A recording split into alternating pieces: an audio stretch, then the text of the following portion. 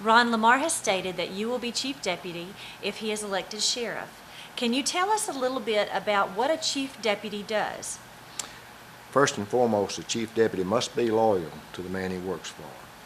The chief deputy's responsibility is to see that the sheriff's policies and procedures, rules and regulations, and manner of conduct that he establishes are abided by. Also, a chief deputy is there to assist the sheriff when the citizens come in with their concerns about what's happening in their county. I will be there to take phone calls for the sheriff and to greet the citizens as they walk in and assist him with that, and then to make sure that the citizens' concerns are answered and followed up on. How has your experience prepared you for this role? I have over 37 years experience in law enforcement. 24, and a little over 24 of those years are as a supervisor in various forms with various agencies. My experience as a supervisor has taught me how to handle the public and how to treat your co-workers fair and with respect. Thank you. Mike, can you tell us a little bit about what a chief jail administrator will do and what your role will be? My understanding is that the chief jail administrator will be responsible for all aspect of operations for the DeKalb County Detention Facility. Okay. And what law enforcement experiences have prepared you for this role? I have a bachelor's degree in criminal justice from the University of Central Florida, and I have worked for nearly 28 years as a sworn law enforcement officer at the local level, beginning here in DeKalb County. Several city police departments, the National Park Service as a law enforcement ranger, and then the vast majority of my career, in excess of 20 years, with the United States Marshal Service as a deputy, a supervisor, an internal affairs inspector, and as a chief deputy. How will you apply that experience to serve the people of DeKalb County? My experience has taught me how to work well with others, even when others aren't necessarily interested in working well with you. I learned over the span of my entire career, but especially with the Marshal Service, how important it is to be able to sit down and communicate with people, whether it's prisoners or attorneys, family members, judges, or people involved in any aspect of the detention process, whether it was with county jails, which we used extensively with the Marshal Service, or the Federal Bureau of Prisons.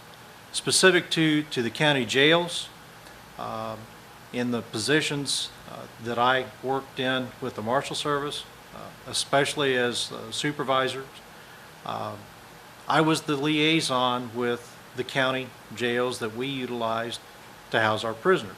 The Marshal Service does not staff or operate its own detention system. We relied exclusively on contracts with county jails, with private detention facilities, and then with special needs with Federal Bureau of Prisons. My experience there has taught me how to work within the bureaucracy at all of those levels. Not that you necessarily like the bureaucracy, but in any government process, it's going to exist, and learning to work with it instead of against it to accomplish the goals that you need to accomplish is the only way to make it work. Mike, you've explained in general how this process works, but could you explain so that the average citizen can understand? Certainly. Most people don't have a clear understanding of what it takes to manage inmates. It's not just putting somebody in jail and forgetting that they're there. These people have to be fed at least 3 times a day. There are special dietary issues that may attach for health or religious reasons. There are the medical issues that attach with these people for existing or undiagnosed conditions, some of which can be life-threatening. We have to manage that. You've got transportation issues on getting these people to and from where they need to be and when they need to be there. You have to work also with family members who want to have access to the person that's been detained, and you have to try to figure out ways to help make that happen. You have to do the same thing with attorneys, both prosecutors and defense attorneys. You have to coordinate the needs of the court, specific to the judges, when they want their defendant in front of them, and all of the transportation logistics that are involved with that.